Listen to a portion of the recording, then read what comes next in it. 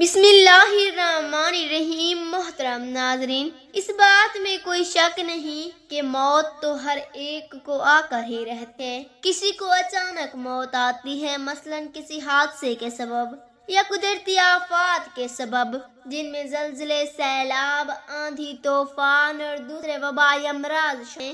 تو کسی کو بیماری میں، کسی گھر کے بستر میں، تو کسی کو مسجد میں۔ موت سے انکار نہیں کیا جا سکتا۔ موت کسی کی ٹلتی نہیں۔ جب اس کا وقت آ جائے تو چاہے بادشاہ ہو یا غلام، امیر ہو چاہے فقیر، سفیر ہو چاہے مشیر، یہ کسی کو نہیں بخشتی۔ چاہے زمین کے اندر چھپ جائیں یا آسمان کی وسعتوں میں محفوظ ہو جائیں، لیکن موت جو ہے جب اس کا وقت آ جائے تو آ کر ہی رہتی ہے۔ یہ اپنے اسباب خود پیدا کر لیتی ہے۔ اس ویڈیو میں موت کی حقیقت کے بارے میں بتائیں گے اور ایسی چند نشانیاں بھی بیان کریں گے جن کو سائنس بھی تسلیم کرتی ہے اور مانتی ہے کہ موت آنے سے قبل یہ نشانیاں ہر ایک پر ظاہر ہوتی ہیں۔ جب یہ نشانیاں ظاہر ہوں تو سمجھ جائیں کہ موت کا وقت قریب ہے۔ محترم ناظرین، خالق کائنات نے ہر نفس جاندار کے لیے موت کا وقت اور جگہ متعین کر دی ہے، اور موت ایسی شے ہے کہ دنیا کو کوئی بھی شخص، خواہ وہ کافر ہو یا فاجر، حتیٰ کہ دہریا ہی کیوں نہ، موت کو یقینی مانتا ہے۔ اگر کوئی موت پر شک و شبہ بھی کرے تو اسے بے وقوف کی فہرست میں شمار کیا جاتا ہے، کیونکہ بڑی بڑی طاقتیں اور مشرق سے مغرب تک قائم ساری حکومتیں موت کے سامنے عاجز و بے بس ہو جاتی ہیں۔ موت بندوں کو ہلاک کرنے والی، بچوں کو یتیم کرنے والی، عورتوں کو بیوہ کرنے والی، دنیاوی اور ظاہری سہاروں کو ختم کرنے والی، دلوں کو تھرانے والی، آنکھوں کو رلانے والی، بستیوں کو اجاڑنے والی، جماعتوں کو منتشر کرنے والی، لذتوں کو ختم کرنے والی، امیدوں پر پانی پھیرنے والی، ظالموں کو جہنم کے والدے میں جھلسانے والی اور متقیوں کو جنت کے بالا خانوں تک پہنچانے والی شے ہے۔ موت نہ چھوٹوں پر شفقت کرتی ہے، نہ بڑوں کی تعظیم کرتی ہے، نہ دنیاوی چوہدریوں سے ڈرتی ہے، نہ بادشاہوں سے ان کے دربار میں حاضری کی اجازت لیتی ہے۔ جب بھی حکم خداوندی ہوتا ہے تو تمام دنیاوی رکاوٹوں کو چیرتی اور پھاڑتی مطلوب کو حاصل کر لیتی ہے۔ موت نہ نیک صلاح لوگوں پر رحم کھاتی ہے اور نہ ظالموں کو بخشتی ہے۔ اللہ تعالیٰ کے راستے میں جہاد کرنے والے مجاہدوں کو بھی موت اپنے گلے لگا لیتی ہے، اور گھر بیٹھنے والوں کو بھی موت نہیں چھوڑتی۔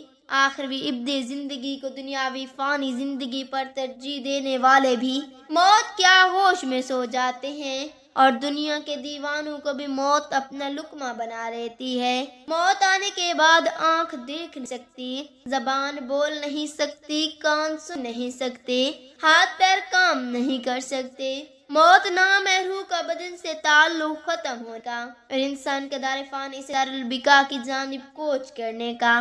ترقی یافتہ سائنس بھی روح کو سمجھنے سے قاصر ہے، حالانکہ اللہ تعالیٰ نے قرآن کریم میں واضح طور پر اعلان فرما دیا ہے، روح صرف اللہ کا حکم ہے۔ موت پر انسان کے اعمال کا کھاتہ بند ہو جاتا ہے، اور موت پر توبہ کا دروازہ بند اور سزا اور جزا کا عمل شروع جاتا ہے۔ حضور اکرم صلی اللہ علیہ وآلہ وسلم نے ارشاد فرمایا، اللہ تعالیٰ بندے کی توبہ قبول کرتا ہے یہاں تک کہ اس نے آخری وقت آ جائے۔ ہر روز، ہر گھنٹہ، بلکہ ہر لمحہ اپنی موت کے قریب تر ہوتے چلے جا رہے ہیں۔ سال، مہینے اور دن گزرنے پر ہم کہتے ہیں کہ ہماری عمر کتنی ہو گئی، لیکن حقیقت یہ ہے کہ اتنے ایام ہماری زندگی سے کم ہو گئے۔ موت ایک مصیبت بھی ہے، جیسے کہ اللہ تعالیٰ فرماتا ہے، اور وہی تمہیں موت کی مصیبت پیش آ جائے۔ سورہ مائدہ۔ اللہ تعالیٰ نے اپنے کلام کے متعدد آیات میں موت اور اس کی حقیقت کو بیان کیا ہے، جن میں سے چند آیات پیش خدمت ہیں۔ ہر جاندار کو موت کا مزہ چکھنا ہے، اور تم سب کو تمہارے اعمال کے پورے بدلے قیامت کے دن لیں گے۔ پھر جس کو دوزخ سے بچا لیا گیا اور جنت میں داخل کر دیا گیا، وہ صحیح معنی میں کامیاب ہو گیا، اور دنیاوی زندگی تو جنت کے مقابلے میں دھوکے کے سامان کے سوا کچھ بھی نہیں۔ سورۃ ال عمران۔ اس آیت میں اللہ تعالیٰ نے انسانوں کی کامیابی کا معیار ذکر کیا ہے، اور وہ یہ ہے کہ اس عالم میں ہماری موت آئے کہ ہمارے لیے جہنم سے چھٹکارے اور حصول جنت کا فیصلہ ہو چکا ہو۔ اس زمین میں جو کچھ بھی ہے فنا ہونے والا ہے، اور صرف تمہارے پروردگار کی فضل والی، جلال والی اور فضل والی اور فضل و کرم والی ذات باقی رہے گی۔ سورۃ رحمان۔ ہر چیز فنا ہونے والی ہے سوائے اللہ کی ذات کی۔ حکومت اسی کی ہے اور اسی کی طرف لوٹ کر جانا ہے۔ محترم اور معزز ناظرین، اب آتے ہیں موت کی چند نشانیوں کی جانب۔ جب موت کا آخری وقت ہوتا ہے تو یہ 3 نشانیاں ہر ایک پر ظاہر ہوتی ہیں۔ پہلی نشانی یہ ہے کہ جسم کا وقت جب ختم ہونے والا ہوتا ہے تو آنکھوں میں آنسو چمکتے ہیں اور جسم کا درجہ حرارت گر جاتا ہے اور دوبارہ بحال نہیں ہوتا۔ ایسے وقت پر سے شدید پسینہ بھی آ سکتا ہے۔ دوسری نشانی یہ ہے کہ اس وقت احساسات کم ہو جاتے ہیں، یعنی روح جب جسم کو چھوڑنے کے لیے بالکل تیار ہو، یعنی موت کے تقریباً 24 گھنٹے پہلے تو ہاتھ، پاؤں اور باقی جسم پر محسوسات ختم ہو جاتے ہیں اور اعضاء کا رنگ بدلنا شروع ہو جاتا ہے اور جلد کا اوپری حصہ نیلا اور غمانی رنگ اختیار کرنا شروع کر دیتا ہے۔ تیسری نشانی سانس کی بے ترتیبی ہے۔ یہ نشانی ایک واضح نشانی ہے جب انسان کا سانس اکھڑنا شروع ہوتا ہے اور بے ترتیب ہوتا چلا جاتا ہے اور دھیرے دھیرے بجھ جاتا ہے۔ میڈیکل سائنس والے جانتے ہیں کہ یہ وہ وقت ہوتا ہے جب رخصت ہونے والا لینے والوں کو محسوس کرنے لگتا ہے اور دیکھنے لگتا ہے، تو ایسے موقع پر اس کے منہ سے کچھ ایسے الفاظ نکلتے ہیں جس سے سن کے ڈاکٹر کہتے ہیں کسے الوازن ہو رہی ہے۔ جسم جب کمزور اور لاغر ہوتا ہے تو الوازن بھی ہو سکتی ہے مگر سکرات نہیں، اور اہل علم اس بات کو اچھی طرح سے جانتے ہیں کہ ساری زندگی جس کو خون پمپ کرنے والے دل کی دھڑکنیں موت سے کچھ دیر پہلے بے ترتیب ہو جاتی ہیں اور نبض اس قدر سست ہو جاتی ہے کہ صحت سے محسوس کرنا مشکل ہو جاتا ہے، اور یہ بہت بڑا اشارہ ہوتا ہے کہ جسمانی اعضاء اپنا وقت پورا کر چکے ہیں اور عن قریب بجھنے والے ہیں۔ جسم کا وقت جب ختم ہونے والا ہوتا ہے تو آنکھوں میں آنسو چمکتے ہیں اور جسم کا درجہ حرارت گر جاتا ہے اور دوبارہ بحال نہیں ہوتا۔ ایسے موقع پر اسے شدید پسینہ بھی آ سکتا ہے۔ ایسے موقع پر کمزور دل افراد اپنے جذبات پر قابو نہیں رکھ پاتے، تو انہیں چاہے کہ مریض کے پاس نہ رہیں اور اس کے پاس ہرگز مت روئیں، کیونکہ جسم کی سماعت کی حس پوری طرح سے کام کر رہی ہوتی ہے اور محبت کرنے والے اعلیٰ خانہ کو تکلیف میں دیکھنا بھی ایک تکلیف ہے۔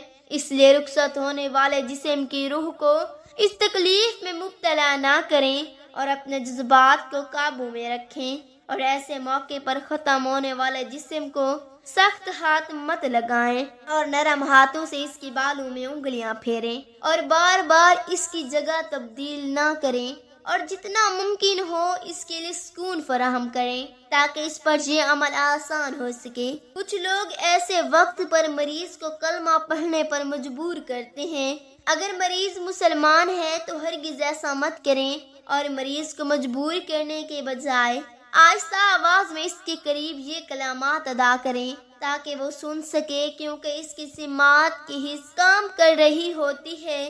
اور یاد رکھیں کہ بطور مسلمان وہ یہ کلمات اپنی زندگی میں ادا کر چکا ہے، اس لیے اس موقع پر اگر وہ اپنی زبان کی کمزوری کی وجہ سے یہ کلمات ادا نہ کر سکے تو کوئی بات نہیں، اور ہرگز اسے گناہگار شمار مت کریں۔ اللہ تعالیٰ نے اس کی زبان سے یہ کلمات اس کی زندگی میں سن رکھے ہوتے ہیں اور وہ بڑا ہی غفور الرحیم ہے۔